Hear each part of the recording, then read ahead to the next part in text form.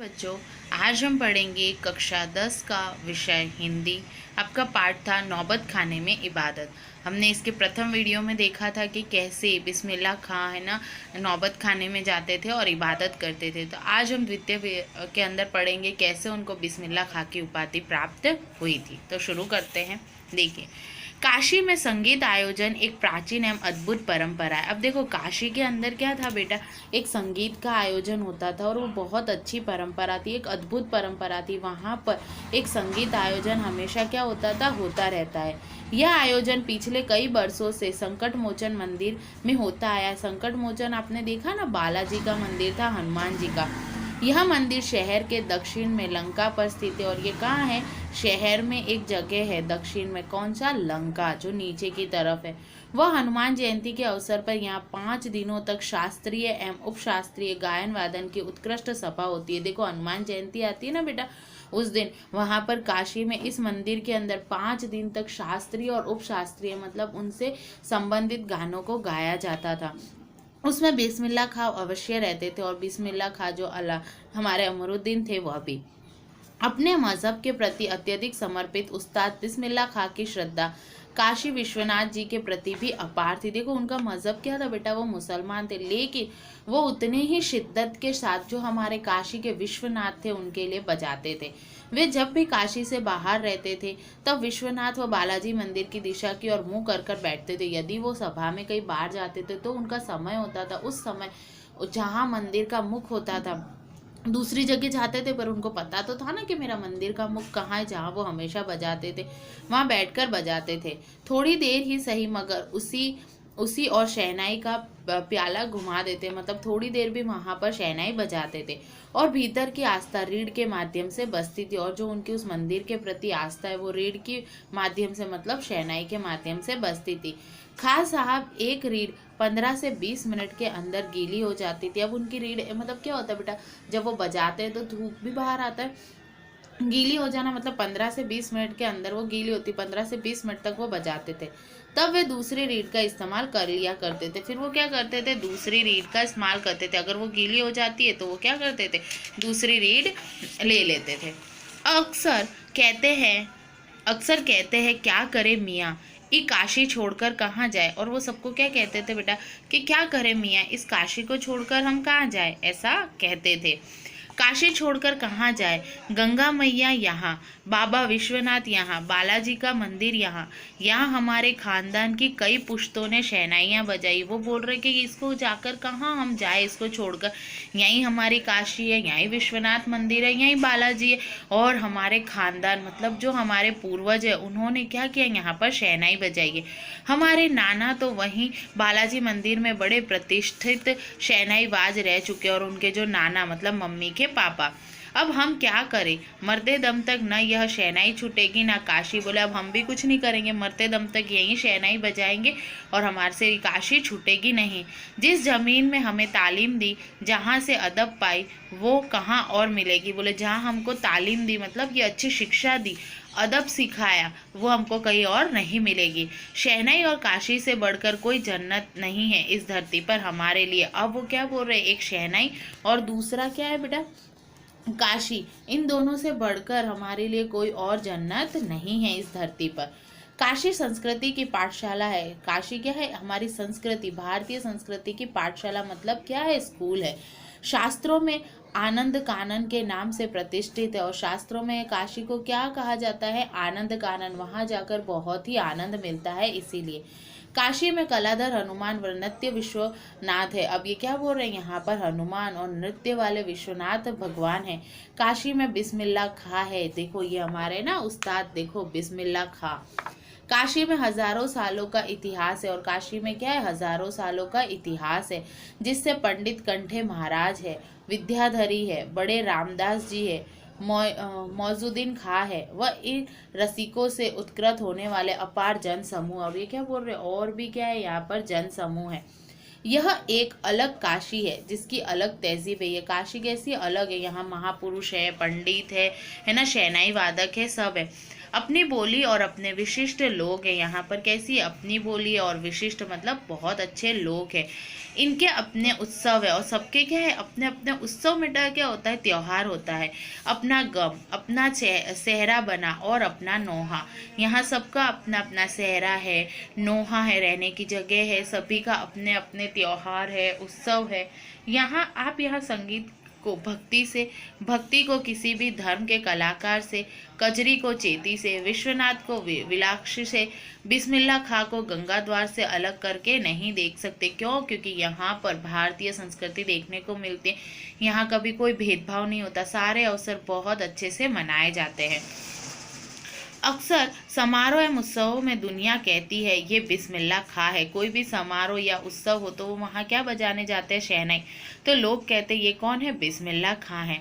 बिस्मिल्लाह खां का मतलब बिस्मिल्लाह खां की शहनाई। बिस्मिल्लाह खां का मतलब क्या बोलते हैं बेटा, उन्होंने जो शहनाई बजाई थी वह। शहनाई का तात्पर्य बिस्मिल्लाह खां का हाथ। अब क्या बोल रहे हैं, बिस्मिल्लाह खां का हाथ। क्यों? क्योंकि वो शहनाई किससे बजाते थे, अपने हाथों को पकड़कर, हाथों से पकड़ कर बजाते थे। हाथ से आश्रय है इतना भर की बिस्मिल्लाह खां की फूंक और शहनाई की जादुई आवाज का असर हमारे सिर पर चढ़कर बोलने लगता है। सिर पर चढ़कर बोलने लगता है कि बेटा मतलब क्या होता है बताइए।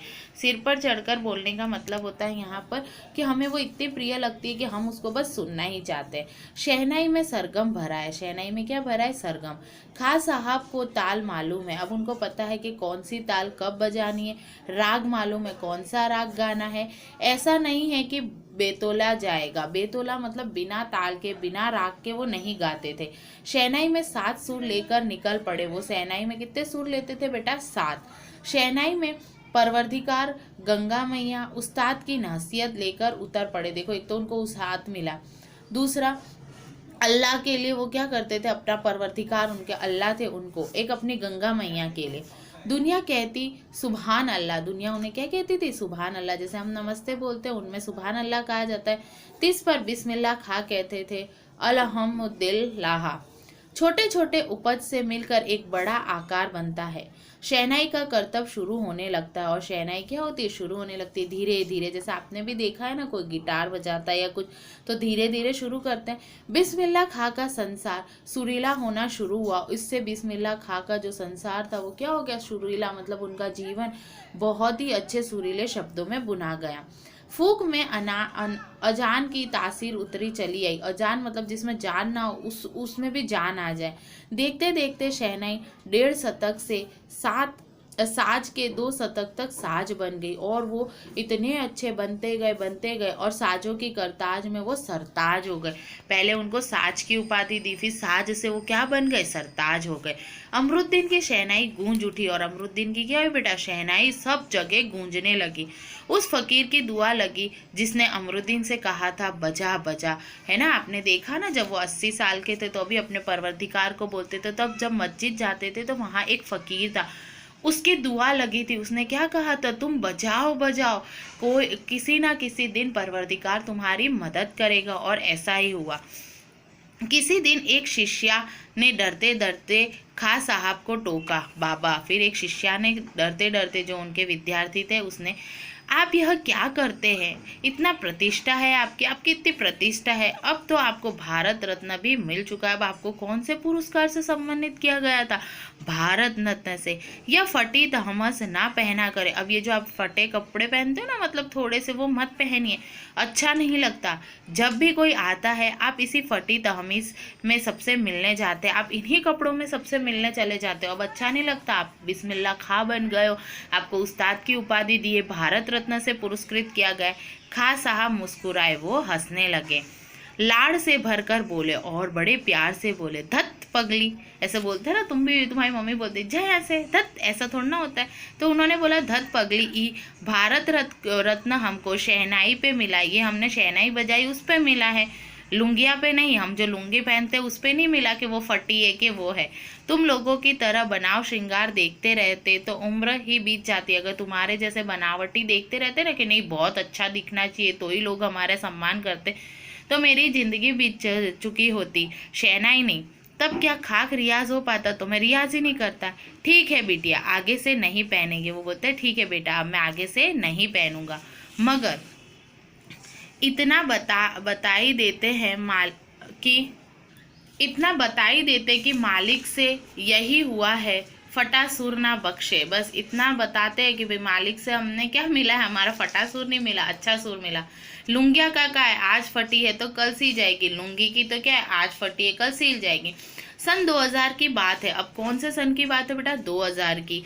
पक्का महाल काशी विश्वनाथ में लगा हुआ अधिकतम इलाका से मलाई बर्फ बेचने वाला जा चुके हैं। खां साहब को इतनी कमी खलती है, वहां पर क्या थे, एक मलाई बर्फ बेटा आप देखते हो ना, मलाई बर्फ आता है खाने का, वो क्या कर रहे थे, बेचने वाले चले गए थे तो उनकी कमी उनको बहुत खलती थी। किसको, हमारे बिस्मिल्लाह खां को। अब देसी घी की यह बात कहाँ और कहाँ वह कचौड़ी जलेबी। अब वो देसी घी की कहाँ बात है जो हम कचौड़ी और जलेबी देसी घी में खाते थे।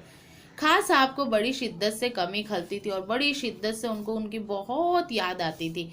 अब संगीतियों के लिए गायकों के मन में कोई आदर नहीं था। संगीतियों के लिए मतलब लड़कियों के लिए। खां साहब अफसोस जताते हैं, अब घंटों रियाज को कौन पूछता है, अब कोई घंटों रियाज को नहीं पूछता। थोड़ा रियाज किया, अभ्यास किया और छुट्टी। हैरान है बिस्मिल्लाह खां, उसको देखकर वो बहुत हैरान होते हैं। कहाँ वह कजली चेती और अदब का जमाना, कहाँ वह कजली चेती और कहाँ वो अदब का जमाना। उस टाइम पे जो अदब एक सम्मान था रियाज का।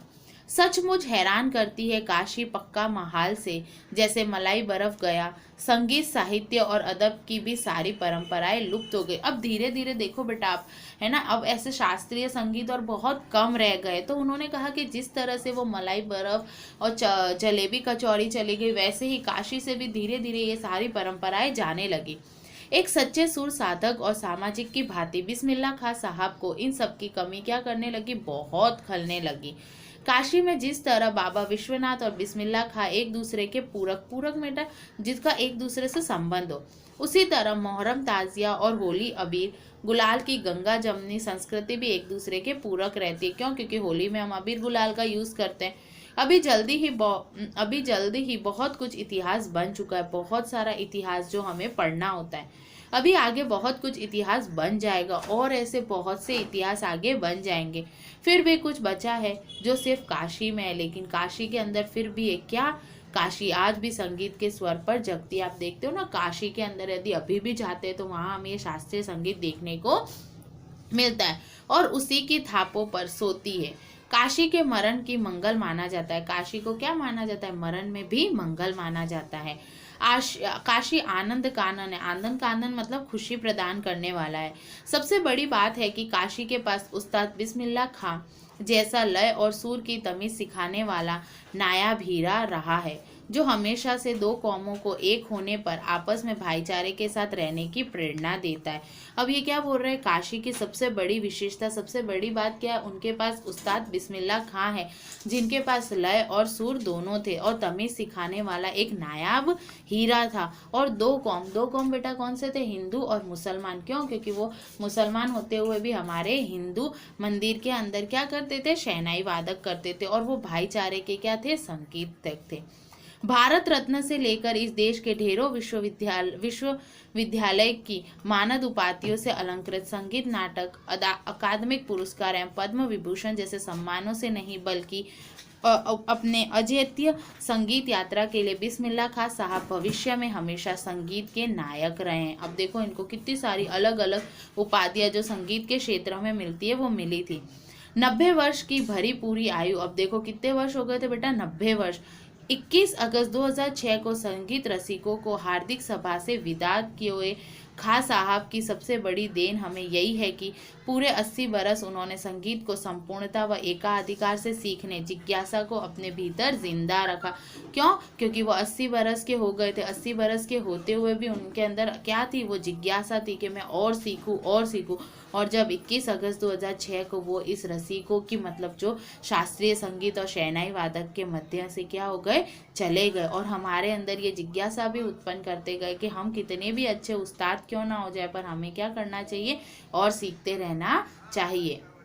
तो आपने देखा कि कैसे उस्ताद जो थे बिस्मिल्लाह खां, वो कैसे उनको देखो ये रहे, उनको उस्ताद की उपाधि मिली थी। कौन कौन से क्या मिले थे बेटा, उनको पुरस्कार मिले थे भारत रत्न से, फिर भी उनको किसी चीज़ का क्या था, कोई घमंड नहीं था। वो भाईचारे के संकेत थे। क्यों, क्योंकि दो कौमों के मध्य वो बजाते थे, मुसलमानों के लिए भी और हिंदू के लिए। तो आपको समझ में आया। धन्यवाद बच्चों।